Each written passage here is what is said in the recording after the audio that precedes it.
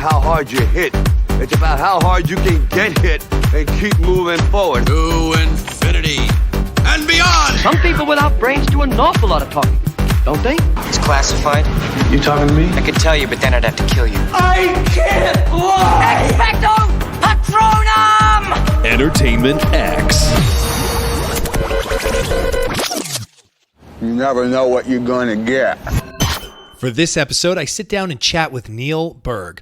Neil is a composer, lyricist, and producer. He's worked on countless projects and has created countless more.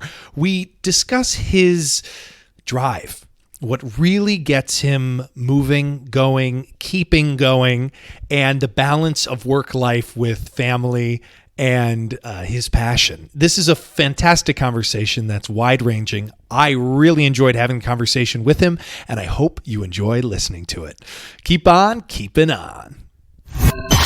We're back. I'm Clayton Howe, and today with me is Neil Berg on the phone. Neil, how you doing? I'm doing fantastic, Clay. How are you? I'm great. I'm in Pensacola, an hour difference. I'm so glad to be in Florida. I've been too far in the north for too long.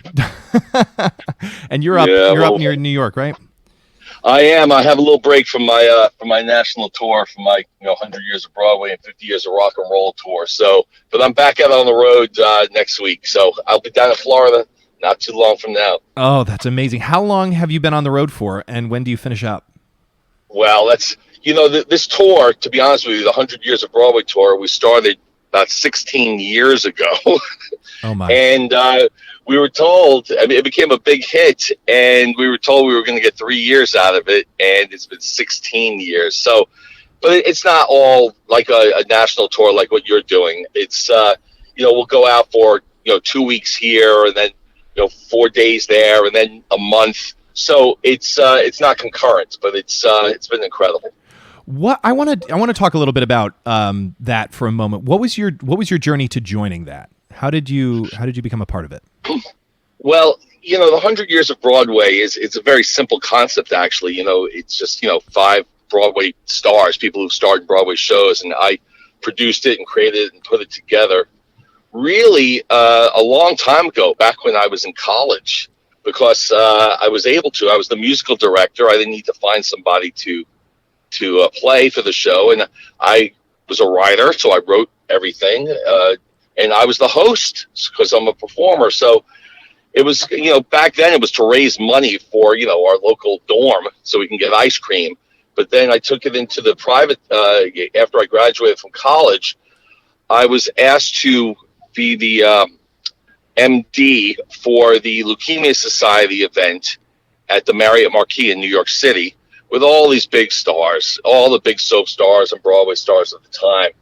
And what happened was I realized quickly, I went in just as the piano player, but all the stars didn't have time. They just came in and wanted to sing and get out of there. So I basically, became the default producer of the event. I put everything together. I arranged everything.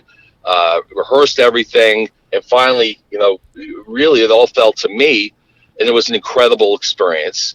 So, so we started, somebody saw me do that and asked me if I would put one of these Broadway concerts together for a big, industrial event, as they called them back in the day, for a big company. And so I started doing it for big companies, for IBM and Goldman Sachs, and I couldn't believe, how much you would get paid for one of those. Yeah. And then it was so successful that I wanted to take it. I knew it would do well on the tour. I knew it, and playing in the Broadway houses and the performing arts centers, just because of the reaction we always got. And I then was able to partner up with Adam Friedson, who was at the time producing one of the musicals I had written, because I have 2 careers. Right, so this is my concert career, right. And he had been producing the Ballet Folklorico of Mexico, which is basically the Alvin Ailey dance of Mexico. And finally, we were able to get it into the touring circuit. And once we got it into the touring circuit in America, it exploded. And so we went to we were doing 100 shows a year, and like I said, it was mind-boggling, and we at the beginning, like I said, we didn't know what we had for real. I thought it would be well received, but the way the general public received it was like nothing I had seen before. They just went crazy because of the nostalgia and what these songs meant, and all of a sudden, 3 years became 16 years and running, and throughout that time, 2 years ago, I had to change up the show. Meaning I wanted to have a new product, and I'm also a rock and roll musician by trade. So I put together the history of rock and roll, and that's now taking the same trajectory. And we're probably doing more of the rock and roll shows over the last 2 years than the Broadway shows. And then one other thing I'll tell you, which is amazing. Look, I love Sondheim. I love the cut songs. I love, multitudes of Amy that was cut from company.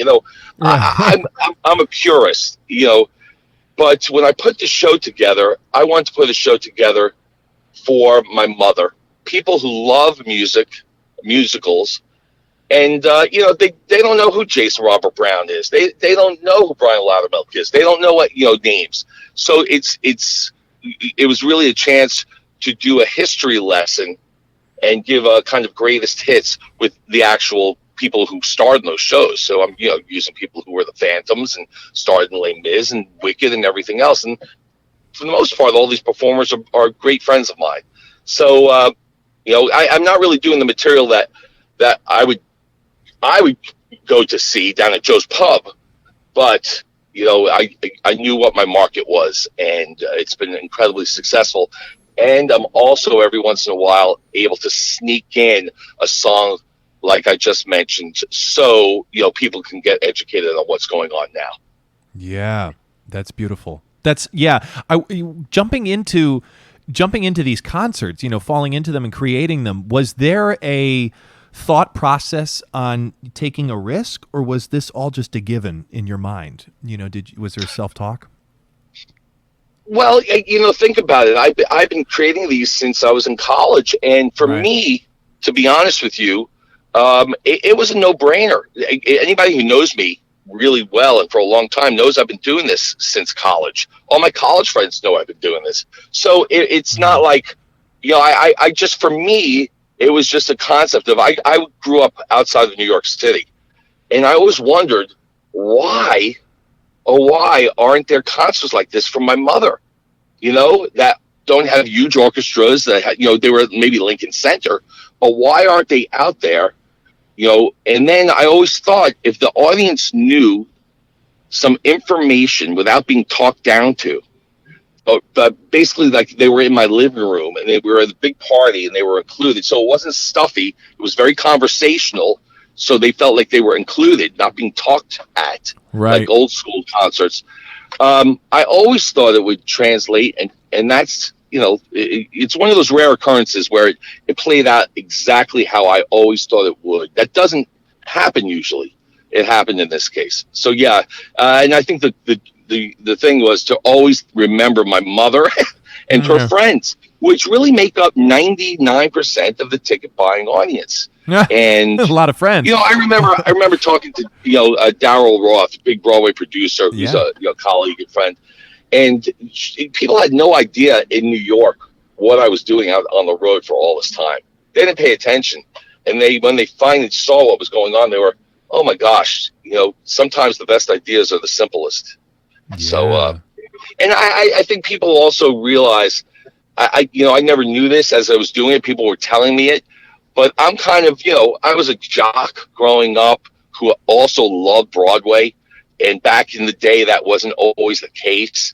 And I was a New Yorker, so I sound like a New Yorker. I look like a New Yorker. Yeah. So when I'm around the country, people identify that with Broadway in New York. So it was, without knowing it, I kind of had a handicap in a good way, because I was just very conversational, and I seemed like a guy they can all relate to. Yeah, it's almost like a character in a way of New York. Right, and I am a terrible actor. I'm not an actor. You're right. So I always tell people, but I'm really good at being me, and so I think that's a great lesson. When I'm up there, I'm talking the whole show, but I'm me. I'm a heightened version of me. Basically me. Right.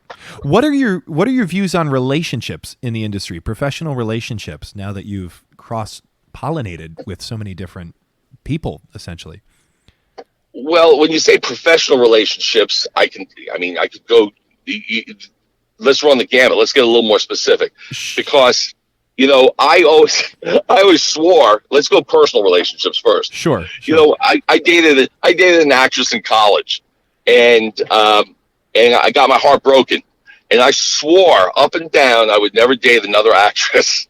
One of those things, because I was hurt, and I never did for about 10 years, and then finally I was playing softball in the Broadway Show League. I went to college to play baseball, so I was basically a ringer for the Phantom of the Opera softball team, and because my buddies were in it, and one of the actresses came in from the road who was playing Christine Gaillet, and I fell in love, and that was it. I pursued until she couldn't deny me, and so I married my wife, Rita Harvey, who's a great Broadway actress. And so that's a personal relationship. But the professional relationships are very interesting, because I use a lot of friends in my shows. Right. I'll use a lot of people who I know, and I've never really had to audition. Like a long time ago, I auditioned once just to see what was out there, people I maybe didn't know, and right. It's great because there's trust, and you adore these people. But it's a marriage after 16 years. You can imagine it's like anything else. And since I'm the one in charge, sometimes and the buck stops with me. Right. Anytime there's a position where one person has to make the final decisions, somebody's not exactly on board with that. They understand, but like anything else, it's not always perfect, but for the most part, 95% of the time, it's been incredible. It's been wonderful that I get to do what I love with people who I love. Yeah. I'm wondering if you can expand on creating your own work. I know we talked about this last week for a moment when we were on the phone. What are your views on going out there and creating your own work? It's something that I've always done.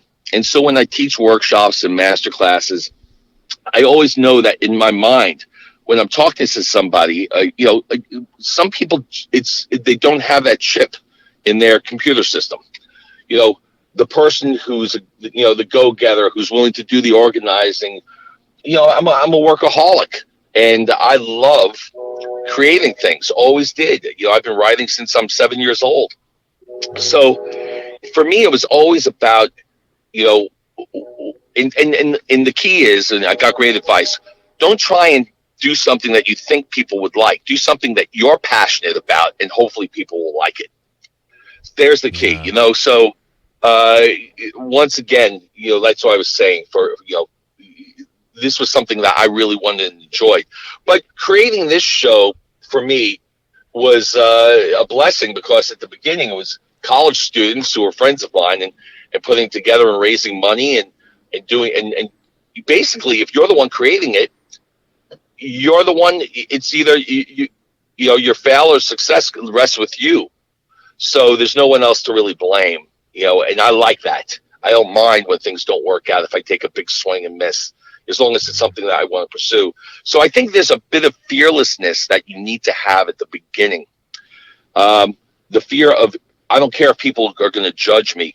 I used to think, oh my gosh, at the beginning when I was doing this 100 years, when we were finally taken on tour, I was saying to myself, what is the rest of the industry going to think? Neil Berg's 100 Years of Broadway. Are they going to think, I didn't have a hit Broadway show at the time. And what are they going to think of me? And my collaborator said, Neil, it's just a branding name, so no one could take your name. You're the one doing it. And the truth is that most people don't care about you either way. So for me, it was more of a branding tool of getting my name on it, so presenters and people could know the product. So if other people did it, they would know what the original one was. But you have to have thick skin, because like I said, I was a little concerned at the beginning because I wasn't sure what people would think about that. And the truth is, you really can't think about those things. You have to do, as long as you treat people well and treat people nice and do it the right way, I think everything works out.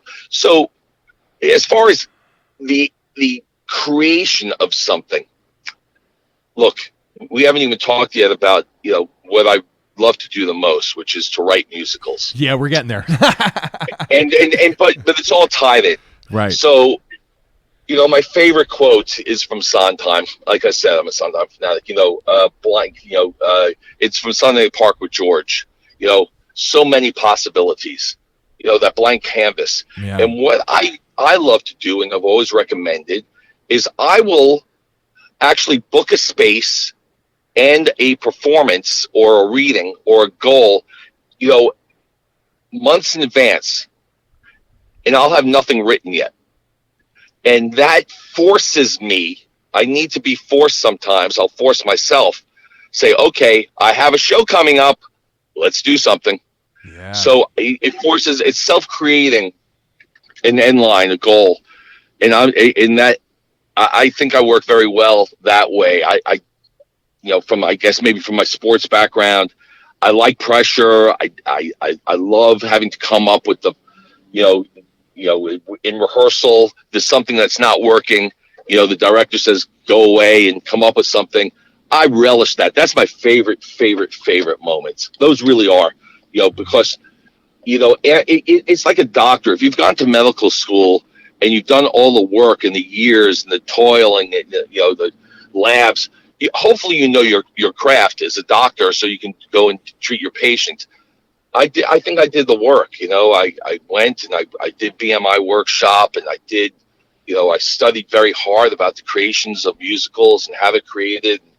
The I Want songs and every different type of way a show is constructed. Yeah. So if you feel confident about what you're doing and have the tools by now, I feel that's the fun part.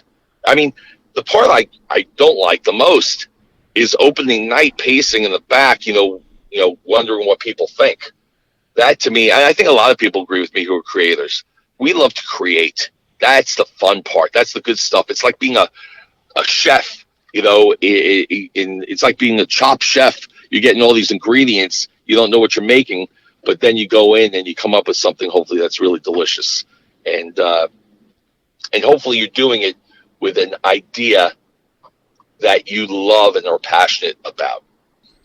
Yeah. What is your journey to composing? From when I was a kid growing up, my mother, basically was horrified when I quit the piano at 8 years old, because to her, every little Jewish boy and girl should play a piano, but God forbid they ever try and make their living at it. That's a different story. But, we had a piano downstairs, and my mother, basically, when I was 10, was, bribed me with a puppy dog, and said, please take the piano again. And I did, to get the puppy dog. And from the second I sat down, all I wanted to do was make up songs. That's just the truth. I wanted to write. Like I said, from the time I was 7 or 8, I was writing short stories on my father's old typewriter. And it was just, for me, the natural progression of putting words to music.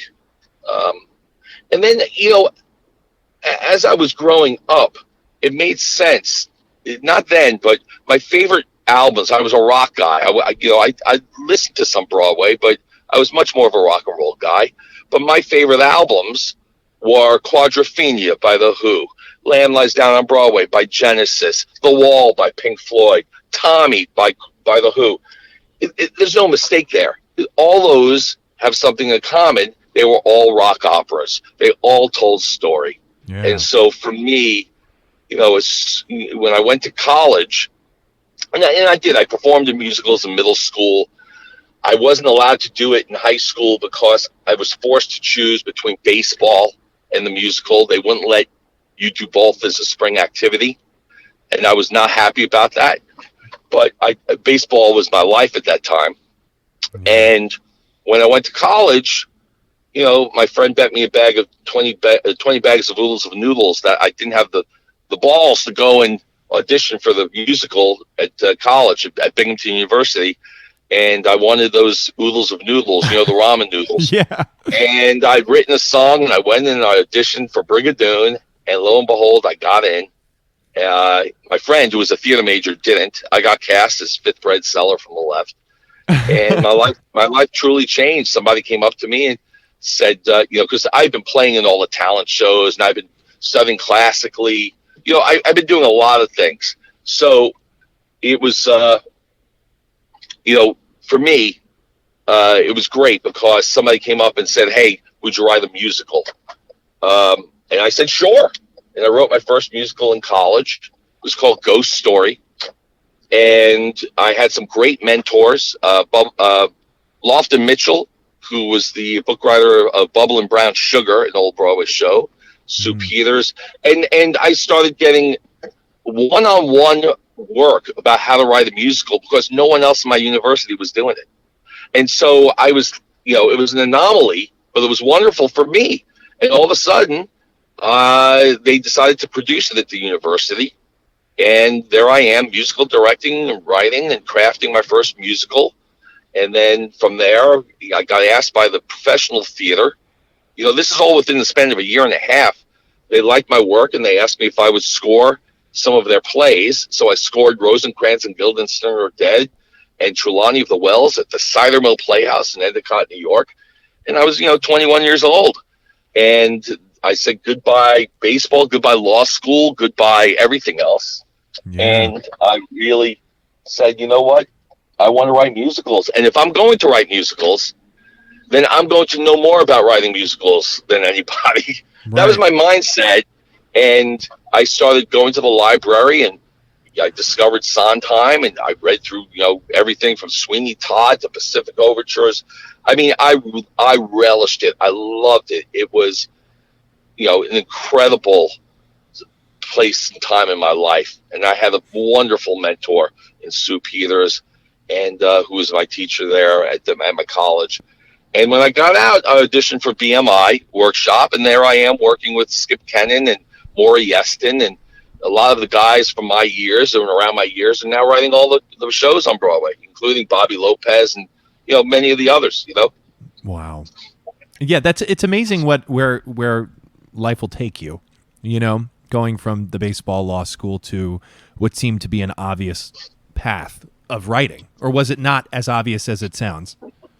Well, it was obvious inside me, but when you grow up and you don't have a family that understands it, it's very difficult because you don't want to disappoint your parents. And, they would not have paid for my schooling, I don't believe, if I told them I wanted to major in music and musical theater. It just wasn't in my reality at that time.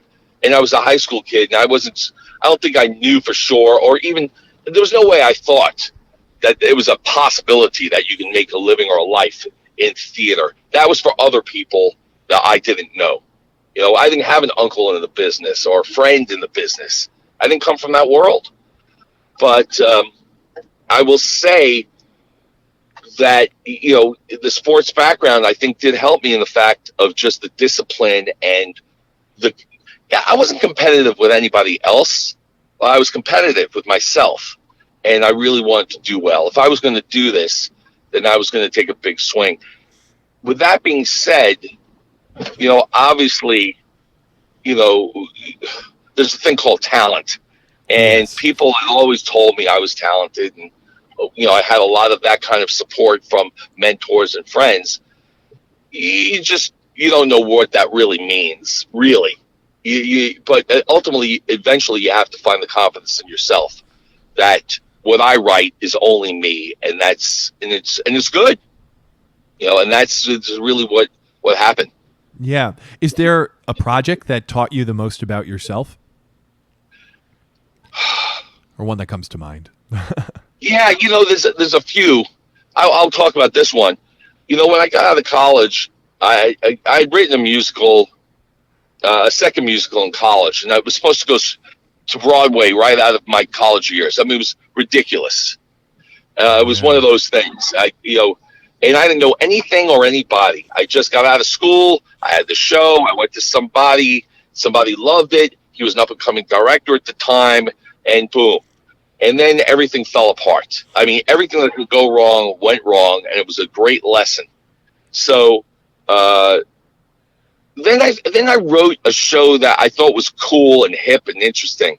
And I think I wrote it because I thought it was cool and hip and interesting, but not because I ultimately loved or was passionate about the idea itself. I was trying to be cool. What can I do to make my mark? To be different. Yeah. And then I got somebody said, why don't you just write something? What are you passionate about? What do you love? What's a story that really resonated? And I remembered that my father and I, growing up in New York on WPIX, there was the Sunday movie. Every Sunday the movie came on, an old-time movie. And I remember loving The Prince and the Pauper, which was what, my father and I would watch it. And I loved that story. And I said, you know what? This is something that I really love to do. And lo and behold, I mean, my shows before that, were off-Broadway, and I had a successful cabaret show. But Prince of the Pauper, I think there's a reason why it was the first one, of note to hit, and we ended up doing it. And when it was supposed to be, it was basically supposed to be right after Christmas Carol. It was picked up by Madison Square Garden, who was getting into the Broadway game at that time. And then Madison Square Garden was doing Christmas Carol, and they had picked up 3 shows, and we were one of them, original shows, and we were supposed to be, a big show. And then they decided to buy shows. I bet your listeners will remember this. They bought Saturday Night Fever. They bought into Scarlet Pimpernel 2 or 3 and Footloose. Right. And Footloose, because they just wanted to get into the commercial theater game right away. That was what Madison Square Garden wanted to do, and they were partners with Radio City. They owned the same building, and so it was an incredible process. There we are rehearsing and doing the show, and then all of a sudden they come up to me and they tell us, guess what? Scarlet Pimpernel, Footloose, and Saturday Night Fever are all bombed, and we're not doing musicals anymore. And I was like, are you kidding me? We were fortunate enough that the producer who brought us to Madison Square Garden, she was in charge of development, Carolyn Rossi Copeland, was going back to the Lambs Theater. And she said, let's do it there. And that's what we did. We cut it down from a big, majestic, epic musical of cast of 30. And we did it, Nicholas did it Nickleby style. And that's where I learned everything really about commercial New York theater, working with going in and doing it the proper way, I should say. We work with some incredible people who have become big stars now, who are in our show. And it was a fantastic experience. I mean, we were only able to have 3 musicians, and we had to dummy down the show a little bit because it went into more of the family. I won't say it wasn't kids theater, but the producer definitely wanted more of the Christmas Carol vibe. And we had originally written it more like Oliver. There was some really there was darkness to it. And, but we got a great review in the New York Times, and it ran for a couple of seasons, and, I learned a lot. So I think that one was the best one. Yeah. Especially about being passionate about what you want to do and writing stories that you really like. Yeah. Well, this is really interesting. Okay, so correct me if I'm wrong. You had the one show that you thought were going to go to Broadway. Everything that could go wrong went wrong, and then you had this next one purchased by Madison Square Garden that you had to then work the more traditional route because they dropped it with the other 3. This sounds very, very much like you just kept innovating and kept the positivity going and not giving up, And I'm curious, was there moments in time where you had to talk to yourself about that? Or was it oh no, this is what I'm doing, so we're just going to keep on moving here until we get what we're supposed to get done? It's a great question. And so this is going to sound, I don't mean to sound harsh here. I was all in. I made the decision that I was doing this for my life. And I see so many people, and I knew so many people who said, I'll do this till I'm 25. I'll do this till I'm 30. I'll do this until, and I used to see people get frustrated and drop out. And this is going to sound horrible. I don't mean it to. I was like, good. Okay. Bye. Because I understood it. I understood it. That was their choice. They chose to get out of it. That was never, I had to do it. I had to do it. And I know so many friends and colleagues of mine are the same way. So the talks were, okay, here's another obstacle. How am I going to get around it? I was always a problem solver. And once again, I don't know if they teach you that in school. How do you get yourself to not get depressed and, give up? And I think it's about value. If you value the work that you're doing and you think it's really right, then you just got to keep going until you figure it out and get around these obstacles. Most of the obstacles that happened had nothing to do with the work itself. No one was saying this show's a piece of garbage. Yeah. That I think helped a lot too. It wasn't that. It was more of, roadblocks. I've had producers promise to do shows and then all of a sudden they get sick. I've had producers promise to do shows and they get fired from the theater they're working at. And so now there's no theater to do the show at. And as we all know, then it's another 2 years sometimes to get on somebody else's schedule. So I really think, and I mean this, Clay, I mean this so much, you got to love the journey. I love the journey. I love going out for coffee with people. I love hanging out. It's not just about being in a rehearsal and getting your show done. That's the ultimate end goal. I love everything else that goes with it. I really do. And I think if you think of it as a journey, as one journey, instead of just successes and failures along the way, I at least that's how maybe I've trained myself to deal with this business. But it's worked. And, ultimately, I was able to become successful to make a living doing what I love. Yeah, we're hitting some really great stuff here because, no, it's not taught in school. How to pick yourself up when something doesn't work and when, what we consider to be a failure strikes, how to innovate or you die. And that's not necessarily taught. So I really appreciate you sharing these nuggets of information because that's what it's all about. It's about picking yourself up when something doesn't go right because it is about the journey. It's not just one place. Exactly. And I always tell people, while you're going out there and trying to do something, self-create yourself, self-produce.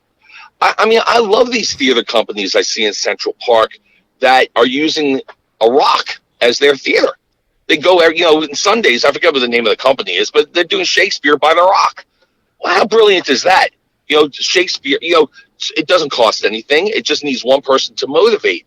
I love the fact that you, a working actor, starts up and does your own podcast. You are, I just wish more people, had the ability to do that.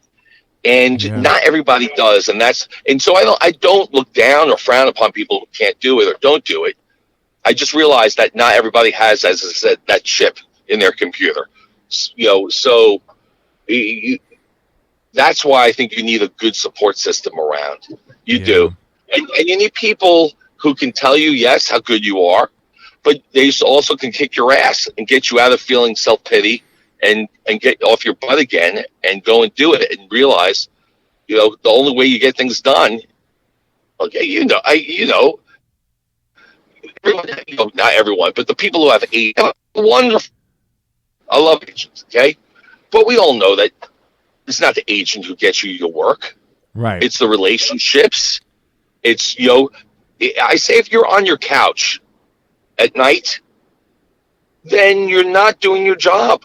Your job is to, especially young performers, if they're sitting around, part of the job is to be out and getting into with like-minded people and getting yourself out there. Yes, the networking doesn't have to be forced, but put yourself in situations so you're able to create your own luck. and space. I mean, I'm not saying anything that most people don't know already, but maybe just by reinforcing it and saying how well it worked for me. Yeah. You know, I have friends of mine who say all the time, "Oh, but Neil, you're very social. You know, you're really good at the game." I said, "What are you talking about, the game? I don't think I've ever once gone to a party to meet people. Not that there's anything wrong with that," as Seinfeld said. You know, there's nothing wrong with that. But when I'm in, you know, but I'm always out doing something that I love, which is usually in theater or sports or with my family. Yeah. And when I'm there, I'm talking to people because I'm a people person and I like to talk. And I think that's the point, is that you get yourself and put yourself in positions.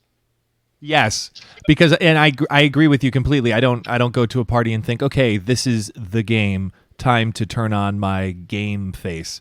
It's just socializing, being friendly, being kind. And you're right. It's all about getting out at night to put yourself in situations and create your own luck. Yes, people have heard this before. I think the way you're articulating it, though, is different and helpful. I think it's good to always reinforce these thoughts. Curious, morning routine, the way in which you start your day. Is it vary? Is it similar? It's great. You know, I've always. I try. So when I'm good, and I'm very routine oriented, meaning that I'll get up and I'll get to the gym, which wakes you up. And then, you know, I'll always sit down at the piano. Always. Once a day, I'll sit down at the piano to see if something happens, you know, musically or from a, you know, writing a song. But for me, much easier is I think when I'm writing a musical, the routine of that. So let's say, because there's different things, right? So if I'm writing a musical, that to me is the easiest when I'm setting with a collaborator, because you're on schedule immediately and you're setting deadlines and goals. So if you and you're doing it long distance, it's one thing, but you could say, hey, let's make sure you know, by Tuesday, you know, I'm going to send you something. Well, then I am at that piano and I'm working until I have something, because I don't want to let my collaborator down. And I just can't do that. So there, once again, self-imposed deadlines and goals helps. On a personal level, yes, I try and, you know, get up every day and go to the gym if I can, to get my body working. And at least once a day I'm at the piano to make sure I'm writing. And but it's not like I get to the piano every day at 1:00. I have friends of mine. I'm writing a show right now with one of the greatest writers in the world, Robert Schenkkan. Robert Schenkkan, you know, who won the Tony and Pulitzer, you know, all the way, and Hacksaw Ridge and the Kentucky Cycle. So we're writing a musical right now. And I get inspired, you know, watching his process, because he's a writer who gets up every day and goes to his desk for 3 hours. And every day for 3 hours he writes. It's his job. That's what he does. I don't know if I could do that unless I had a project, but you know, and then I could be there for hours at a time. I could be there for 10 hours, and it goes by in 2 seconds if I'm working on something. But I always do try and get to the piano, at least to put my hands on it and to see what comes up. And sometimes it'll last for half an hour, and sometimes it'll last for 10 hours. And it's, but I think what you're asking is, routine-wise, I want to make sure I'm at the piano at least once a day. So the answer is yes, I do that. Do you have a work-life balance between, you know, like scheduling some downtime to clear your brain, or not so much? Yeah, I like to sleep. I do. So it's when you sleep. But my you know, my wife and my son will tell you, I have a 14-year-old son. So when I'm off the road now, it's all about them. It's all about them. But they understand if I'm working on a project, but I'll do it hopefully when he's in school. But sometimes, you know, I get my inspiration at night, and I have a little studio downstairs that I can go to and work.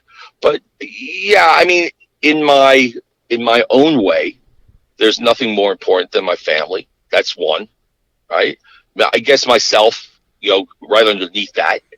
But, I was trained by my father, my family first, and then me, take care of myself to make sure I'm there for my family. Yeah. My wife reminds me of that a lot, and she has to because it's important. And I take that seriously. But, my friends, I have a lot of different friend groups because of all the different things I've done.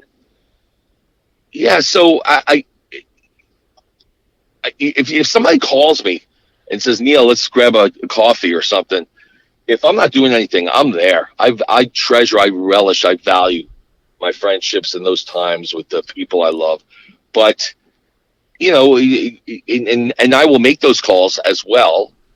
Yes. But the balance of time for me is I have a eclectic, crazy schedule and it's not always the same. So when I'm writing a show, when I'm in rehearsal for a show, that always takes precedence. So let me start there.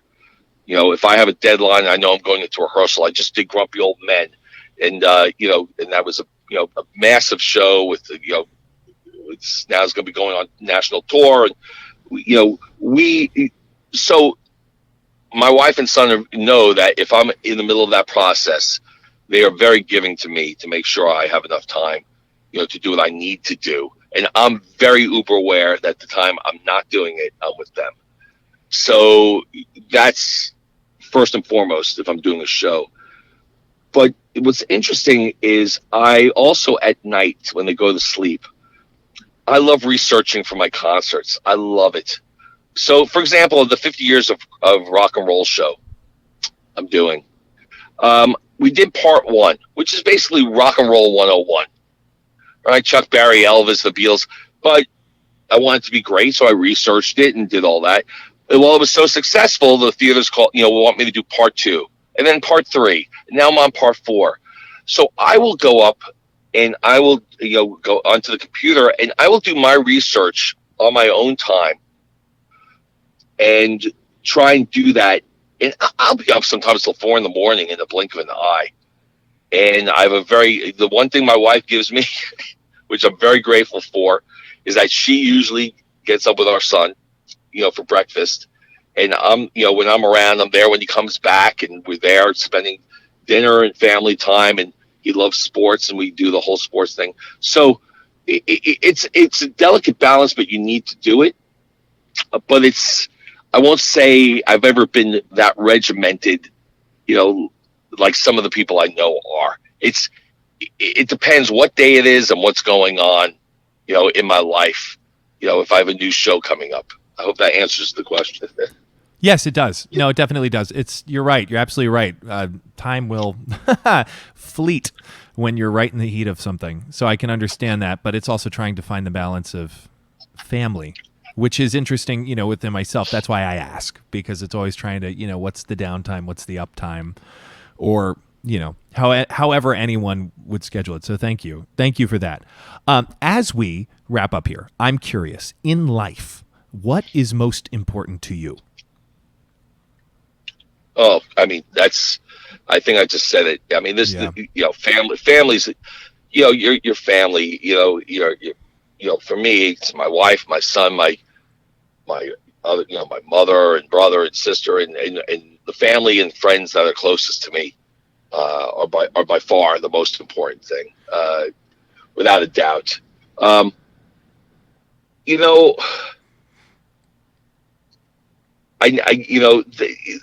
There it is. I mean, the work, everything else, it was kind of drilled into me by my father a long time ago.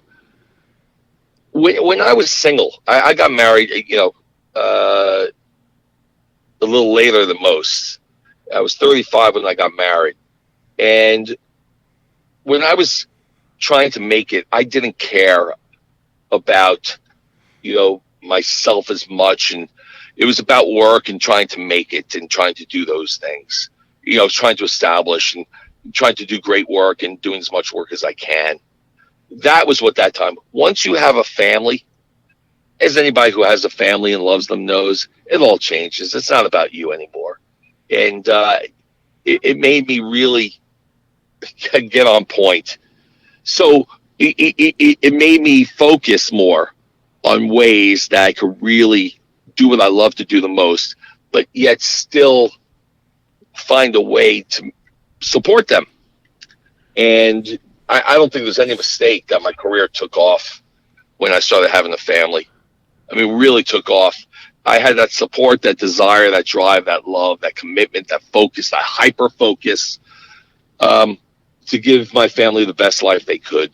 I could, doing what I love. And my wife, she's an actress. She understands it. I got incredible support. She always told me, do what you love. You're great. You're going to do it. It's so helpful. I'm just so lucky, and it's not easy. Anybody who has a relationship in this business and marries somebody in the business, but when it works, the understanding that's there, it's unbelievable because they know what you're going through. So I'm so, I love my wife so much, so Rita Harvey, I love you. And my son, Lucas, I love you. So it's all for them. All the other stuff is great. I love it's I want to be successful. I want to write great things. Hopefully people love it. That's all way below it. Right. I mean, yes. That's an interesting. There, you brought up an interesting point, though, that it took off with family, because I know there's a myth that you can either have the career or have the family, but you can't have both. Now, I don't think you've heard that one in a while, but it floats around. It was to me, it was the opposite. Or, maybe, look, I was planting the seeds during that whole time. Yeah. So I think it was a combination. Let's be realistic. It's not one or the other. It's probably a combination. No. But I was planting the seeds. But there's no doubt that I felt like I could do anything, when I had the support of my family behind me, who loved me unconditionally. Really. Yeah. And that's absolutely beautiful. Final question here. Metaphorically speaking, if you could put a word or a phrase on a billboard for millions of people to see, does anything come to mind? I tell my son all the time, so it's easy for me. Never be outworked. Never be outworked. For me, people have more talent than you, but you can control how hard you work. Never be outworked. It's something, you could be the slowest guy on the team, but you can work harder than anybody. And I always felt that helped me a great deal. And I try and pass that on to my son.